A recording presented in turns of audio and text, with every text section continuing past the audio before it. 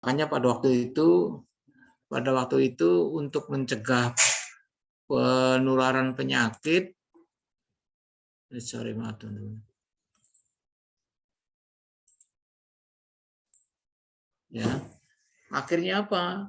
Mengerahkan seluruh sumber daya untuk melakukan vaksinasi, teman-teman. Ya, vaksinasi kepada seluruh warga. Ya, pada waktu itu dikerahkan semua masyarakat, harapannya kena divaksin, gitu ya.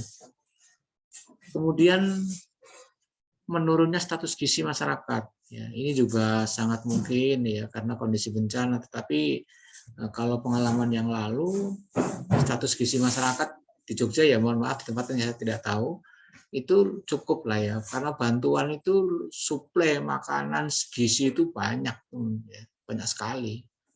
Baik itu dari pemerintah, dari LSM, dari masyarakat banyak gitu ya. Jadi insya Allah status gizinya tetap terjamin ya. Bahkan melimpah, itu bantuannya banyak sekali itu. Saya kebetulan jadi koordinator teman-teman semua. Jadi tahu kondisi di lapangan saat itu. Kemudian sanitasi dan lingkungan memburuk jelas ya. Yang namanya kondisi bencana ya tentu orang menjadi cara kasarnya ya membuang-buang air besar itu ya susah, wong tempatannya nggak ada, ya rusak semua sarana sanitasi dan lingkungannya, sehingga kemungkinan sanitasi lingkungannya memburuk. Berikutnya pengungsi, itu pasti teman-teman. Kalau bencana seperti erupsi Merapi, gempa bumi, nah itu mengakibatkan banyak pengungsi teman-teman. Ya. Berikutnya masalah kesehatan pasca bencana yang terjadi adalah tenaga kesehatannya terbatas. Karena apa? Ya karena tenaga kesehatannya juga ikut menjadi korban. Ya. Kemudian berikutnya alat kesehatan dan obat-obatan kurang dan sulit diperoleh. Ya. Ini juga sangat mungkin terjadi teman-teman. Tetapi pengalaman saya dulu itu ya teman-teman saya sampaikan. Terutama obat-obatan ini yang saya pernah lakukan ya.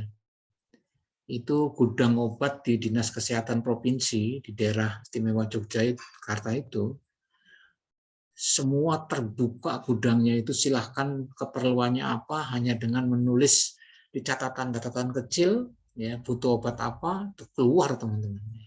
Kalau dulu kan dengan prosedural birokratif ya harus nunggu ACC ini, nunggu pimpinan disetujui dan seterusnya. Ya. Pada kondisi bencana obat-obatan tidak ada prosedural, butuh untuk di mana tempatnya, penanggung jawabnya siapa, saya kirim. Jadi luar biasa. Tapi karena korbannya banyak, itu tetap aja menjadi kurang. Alat-alat kesehatan, sarana rumah sakit untuk operasi itu, teman-teman, padahal waktu itu ingat sekali itu tahun 2006 itu Rumah Sakit Sarjito IBS-nya itu masih baru itu ya, masih bangunan baru sekali itu. Tapi karena yang mau operasi banyak, jadinya tempatnya jadi kurang juga. Akhirnya di tempat-tempat tertentu dilakukan operasi juga. Yang penting sterilitasnya terjaga ya. Jadi ini teman-teman masalah-masalah kesehatan ya yang muncul pasca bencana ini. Tim kesehatan pasca bencana itu siapa? Ya ada dokternya, ya dokter spesialisnya, perawat, ya perawat atau penata yang punya kemahiran khusus itu apa ya? Perawat bedah, perawat atau penata anestesi itu ya. Itu sangat diperlukan. Kemudian tim rehabilitasi medik gitu ya. Karena kan banyak orang patah tulang itu kan setelah operasi butuh rehab gitu ya. Kemudian tim ahli sanitasi lingkungan untuk mengatasi itu problematika sanitasi ya dengan banyaknya pengungsian ya, dengan banyaknya pengungsi. Kemudian tim farmasi, analis, radiografer. Itu adalah tim-tim kesehatan yang dibutuhkan ya saat bencana. Teman-teman semua, kegiatan tahap pasca bencana menurut SPGDT ini ya, sistem penanggulangan gawat darurat terpadu yang tempoh hari sudah kita bahas, yaitu melaksanakan pemulihan kesehatan masyarakat dengan melibatkan pihak terkait lainnya. Jadi tidak hanya kita bisa bekerja sendiri, orang kesehatan saja, juga meliputi orang lain. Misalnya ini ya, pemulihan psikologi butuh psikolog, ya. Kemudian butuh untuk pemulihan trauma healing itu juga butuh psikolog, gitu ya. Kemudian butuh bantuan keamanan, ya butuh kepolisian. Dalam rangka pemulihan kesehatan masyarakat kan mungkin butuh bantuan keamanan supaya masyarakatnya tidak ribut, ya teratur. Jadi melibatkan pihak terkait. Kemudian melaksanakan pemulihan fasilitas. Nah tadi kan saya katakan kalau fasilitas pelayanannya rumah sakit, puskesmasnya rusak, ya kita melaksanakan pemulihan fasilitas, tapi ini bagiannya bukan bagian kita, ya. Itu adalah bagiannya tim PUPR itu ya, yang melakukan pembangunan kan. Kita di bagian penyediaan tenaga kesehatan. Memberdayakan masyarakat dalam upaya pemulihan, masyarakat keberdayakan, ikut bergotong royong, membantu, ya. Mengendalikan faktor dan penyakit potensial wabah. Kita vaksinasi campak waktu itu kan dalam rangka mengendalikan faktor penyakit yang potensial. Imunisasi campak itu semua orang divaksin itu ya. Ya karena tenaganya kurang, akhirnya apa? Melibatkan mahasiswa teman-teman, ikut terlibat dalamnya membantu vaksinasi karena kan cakupannya luas sekali. Jadi kita ke lapangan. Karena tenaga kesehatan yang ada di daerah Bantul juga sangat terbatas dan kita bantu. Termasuk memberikan pertolongan pengobatan, pelayanan kesehatan itu kita ikut terlibat di dalamnya, teman-teman. Kemudian memantau kualitas air bersih dan sanitasi, ini bagiannya kesehatan lingkungan. Ya. Kalau dulu pernah terjadi banjir ya di Jogja, di daerah selatan itu, banjir tiba-tiba dengan hujan yang tiba-tiba agak lama, daerah selatan tuh banjir, semua sumur penuh, teman-teman. Nah itu tugasnya sanitasi di situ. Apakah air sumur yang sudah tergenang air ini masih layak konsumsi apa tidak? Kalau tidak layak konsumsi, bagaimana caranya supaya layak konsumsi? Itu bagiannya sanitasi, teman-teman. Ya. Akhirnya diperiksa itu tiap sumurnya itu. Ya, teman-teman kami kan yang di Kesling kan ada tuh, teman-teman. Jadi dia periksa itu sumur-sumur itu. Oh, sumur ini sudah tidak layak konsumsi, ya jangan dipakai. Bagaimana caranya? Ya kita mendatangkan dari bantuan sumber dari tempat lain, misalnya memberikan bantuan air, tangki yang berisi air bersih itu. Tahap selanjutnya apa? Bagaimana menjernihkan kembali? Itu juga bagiannya dari sanitarian. Kemudian berikutnya mengendalikan faktor risiko kesehatan, ya, risiko terjadinya wabah umpamanya. Kemudian menanggulangi masalah kesehatan jiwa. Sudah saya sampaikan teman-teman, ada namanya mekanisme trauma healing. Kemudian masalah psikososial, kita datangkan ustadz teman-teman di pengungsian itu. Ya, jadi untuk menenangkan pikiran, hati itu kita datangkan ya, seorang ustadz yang bisa memberikan ya motivasi, dorongan, ya, meningkatkan keimanan, ketakwaan, datangkan. Ya. Itu dalam rangka untuk masalah kesehatan jiwa dan psikososial. Mereka diberikan kesempatan untuk berkonsultasi ya. Trauma healing macam-macam bentuknya, salah satunya adalah konsultasi psikologi. Kemudian melakukan analisis dampak kesehatan. Dampak kesehatannya apa? Mungkin timbul di pengungsian, bisa jadi batuk pilek, teman-teman ya. Karena di situ berkumpul orang banyak dan lingkungannya mungkin kurang bersih, ya menimbulkan batuk pilek. Kemudian melaksanakan pelayanan kesehatan reproduksi ya, untuk ibu-ibu hamil, balita, menyusui, gitu ya. Melakukan perbaikan gizi masyarakat, upaya rehabilitasi medik dan rekonstruksi ya, sumber daya kesehatan. Ya apakah itu gedung dan seterusnya. Tapi itu kalau gedung udah harus pemerintah. Berikutnya adalah monitoring dan evaluasi. Teman-teman, berikutnya adalah fasilitas, ya, itu sarana prasarana alat obat itu juga harus dilakukan pemenuhan kebutuhan kecukupannya, ya, ruang atau area kerja, peralatan medis yang tadinya rusak juga dipenuhi kembali, disediakan kembali, disiapkan kembali, peralatan medis, peralatan non medis, ya, peralatan komunikasi semuanya. Ya, ini fasilitas juga harus disiapkan, ya. Teman-teman semua, berikutnya adalah penata laksanaan keperawatan pasca bencana ini mengkaji kebutuhan individu, ya, kelompok dan masyarakat. Jadi kita kaji kebutuhan individu itu, ya, apa kebutuhannya? Oh, dia kebutuhan tentang perawatan karena ada luka, gitu ya, ada luka di kaki karena cedera dan seterusnya, ya. Kemudian kelompok, dalam satu masyarakat kelompok tertentu itu kebutuhannya apa sih? Oh, bantuan umpamanya tempat pengungsian atau tenda, gitu ya, yang kelompok itu, ya. Kemudian masyarakat,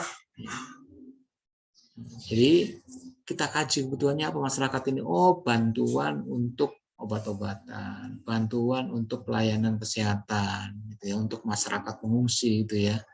Itu juga kita kaji apa sih butuhnya. Kemudian melaksanakan tindakan pada tahap pemulihan. Jadi kalau memang ada batuk pilek, ya kita lakukan perawatan. Kalau ada luka-luka, ya kita bantuan perawatan luka. Orang belum tahu, kita berikan penyuluhan, ya, kita edukasi. Berikutnya melaksanakan evaluasi, monitoring kebutuhan pelayanan keperawatan pada korban. Selalu kita evaluasi terus apa yang kita berikan, apa yang sudah kita lakukan itu, apakah tercapai apa belum. Ya, kalau belum, alasannya apa, yang dibutuhkan apa lagi, kita lakukan terus, ya, kita lakukan. Kita berikan kebutuhannya, sesuai kebutuhannya. Jadi selalu evaluasi, monitoring. Contoh itu dulu teman-teman, ditanyakan oleh tim monitoring waktu dulu kan mengelola pengungsian, bagaimana kondisi fisik, mental, ya, kebutuhan sehari-hari di tempat pengungsian Bapak, ya, selalu ada kekurangannya apa, beras umpamanya, gitu ya. Ini berasnya sudah menipis, ya, akan dikirim itu teman-teman. Itu adalah bentuk evaluasi monitoring. Kemudian juga monitoring pengungsi, jumlahnya berapa saat datang, sekarang ada berapa, kalau kurang sedang kemana, keperluan apa, itu kita evaluasi terus teman-teman. Ya. Jangan sampai tidak terdeteksi ada sesuatu, entah kemana kita nggak tahu.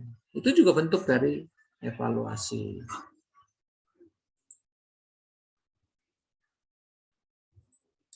Kemudian teman-teman semua, bagaimana mempertahankan dan mempercepat pemulihan kesehatan fisik dan mental. Ya. Ini penting teman-teman.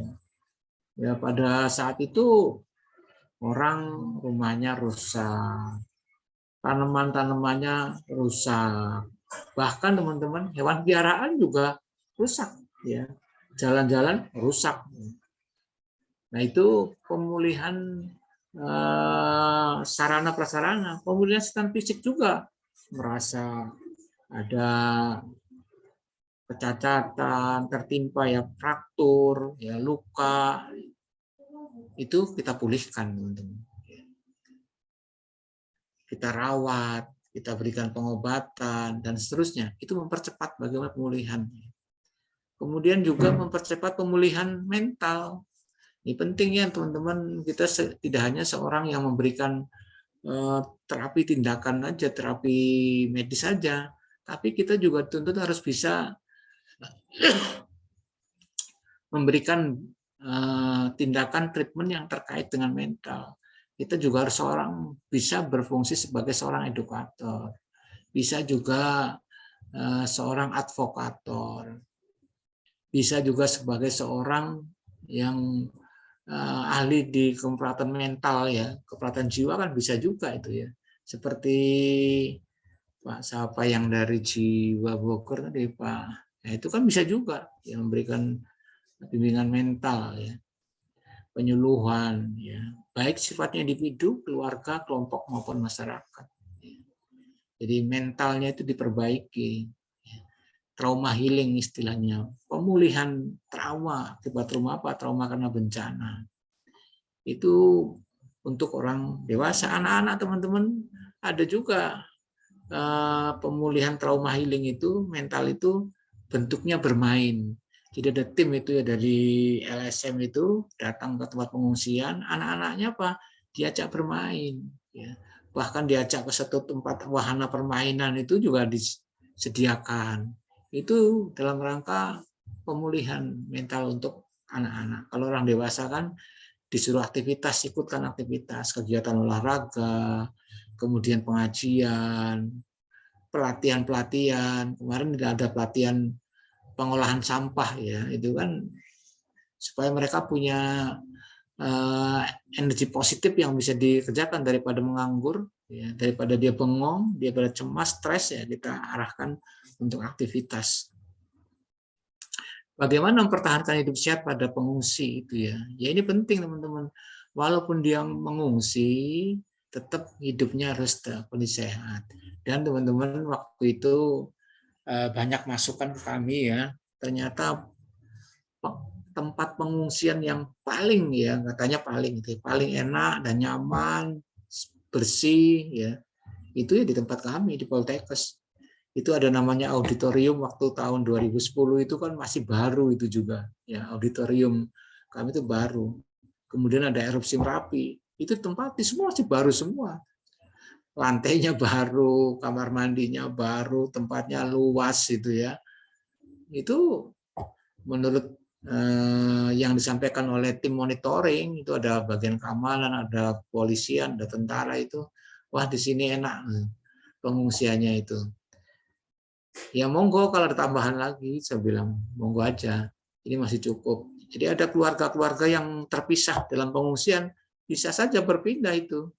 Karena sarana cukup. Kasur-kasur banyak. Ada karpet juga. Tikar, tempat kami terpenuhi teman-teman, ya. Sarana MCK-nya banyak sudah disiapkan oleh tenaga sanitarian, ya. Jadi tidak seperti menimbulkan kumuh, ya, karena kita tata betul, ya, karena kan di tempat kita kan ada dari gizi, ada dari Kesling, lingkungan, ada dari keperawatan, kebidanan, semua terlibat, ya, sesuai dengan perannya masing-masing, gitu. Yang bagian gizi juga memberikan makanan, ya, dia meracik menu makanan pengungsi itu sehat seperti apa, kan gitu. Jadi dibuatlah menunya setiap hari itu, pagi apa, siang apa, malam apa, itu dibuat oleh tim dari ahli gizi itu, dihitung kalorinya berapa, proteinnya berapa. Teman-teman, lokasi pelayanan kita, pelayanan kesehatan pasca bencana itu bisa ke penduduk, ya, kita datang ke penduduk. Bisa juga ke pengungsian di tempat-tempat pengungsian, ya. Ya, kita datang itu, ya. Kalau daerah itu masih utuh, ya, jadi tingkat kerusakannya minim, ya kita datang ke sana, rumah-rumah penduduk, tempat pengungsian. Tempat-tempat pengungsian biasanya sudah tersedia juga, teman-teman. Jadi tempat pelayanan itu. Jadi begitu di situ ada pengungsian, di situ juga ada namanya tenda untuk pelayanan kesehatan. Karena tadi begitu orang mengungsi bisa tadi batuk pilek, panas itu ya terjadi, teman-teman. Maka disiapkan juga di situ tim pelayanan. Kemudian bisa juga di pumas induk dan pembantu atau pos kesehatan. Jadi lokasi perawatan ini bisa di puskesmas, bisa di pos pembantu, bisa di pos kesehatan, bisa di rumah sakit, bisa juga di klinik. Ini adalah lokasi pelayanan, teman-teman. Tindakan perawatannya apa? Pelayanan individu, keluarga, dan kelompok, dan masyarakat. Jadi kita sasarannya tidak hanya individu, bisa juga kelompok, bisa juga keluarga. Kemudian teman-teman semua, penyuluhan dan pendidikan kesehatan PNKes ini penting banget, teman-teman, ya. Perilaku hidup sehat, kebersihan perorangan dan lingkungan ini perlu, ya, masyarakat tahu, ya. bagaimana berperilaku hidup dan sehat. Tidak merokok ini paling susah nih ya, tidak merokok itu ya, tidak minum minuman keras. Jadi kemudian sanitasinya tidak buang air sembarangan, kan gitu. Jadi kita berupaya melakukan edukasi bagaimana berperilaku hidup sehat, bersih dan sehat itu penting teman-teman. Ini contoh-contoh gambar-gambar pengungsian teman-teman ya. Ingat ya, kalau saya ingat zaman waktu gempa bumi maupun erupsi Merapi ya pengungsian tuh banyak. Dan tidak hanya di tenda pengungsian itu teman-teman, di balai-balai kelurahan gitu ya, di sekolahan, di gedung-gedung pemerintahan yang kosong itu banyak sekali. Di tenda-tenda juga banyak ya. Di gedung pemerintahan seperti di Poltekkes itu ya namanya gedung pemerintahan ya, di kampus itu digunakan teman-teman. Ya. Kalau di tenda seperti ini bayangkan di tempat area terbuka gitu ya. Kemudian sanitasinya yang penting. Di situ banyak nyamuk atau lalat itu banyak sekali ya. Sehingga berisiko itu terjadinya penyakit menular.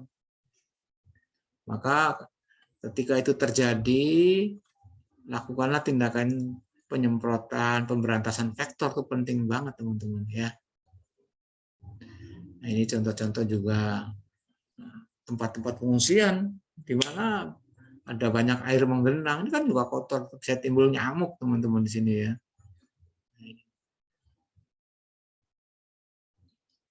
Ini gambaran-gambaran bagaimana kita melihat situasi ya di lapangan bahwa ketika terjadi bencana itu tidak hanya orang tua nih, ada anak-anak juga nih yang terdampak juga. Ya. Ini pelaksanaan keperawatan pasien dengan penyakit pasca bencana, ada diare, batuk, pilek, campak, ispa dan seterusnya teman-teman ya. Sehingga kita sebagai tenaga kesehatan mencoba memberikan edukasi, terutama perilaku hidup bersih dan sehat, kemudian memberikan dukungan psikososial. Ya ini. Ya itu teman-teman secara umum ya bagaimana tindakan pelayanan kesehatan pasca bencana ini ya. Mungkin ini sebagai gambaran umum teman-teman semua. Silakan kalau ada yang didiskusikan terkait dengan bagaimana pelayanan kesehatan, pelayanan keperawatan pada situasi pasca bencana. Dan sudah saya sampaikan bagaimana ketika pengalaman dulu langsung ya ketika menangani korban bencana terutama di sektor pelayanan kesehatan sudah kami sampaikan ya karena juga ketika menangani pengungsi kami juga memberikan pelayanan kesehatan ya. Silakan kalau ada yang tanyakan teman-teman.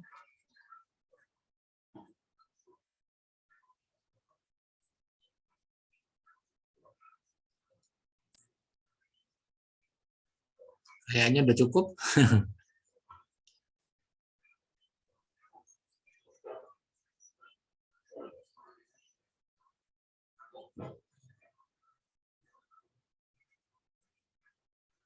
Ada punya pengalaman ketika bencana dikirim apa yang dilakukan di area tempat lokasi bencana?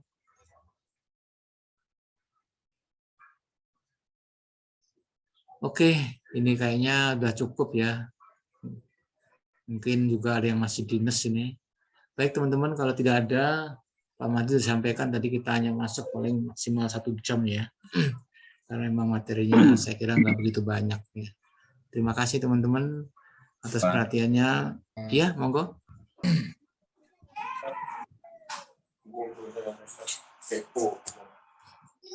Nggak ada ya? Ya, oh baik kalau tidak ada, terima kasih. Ini yang dapat kami sampaikan. Selamat beristirahat. Sampai ketemu di pertemuan berikutnya. Terima kasih.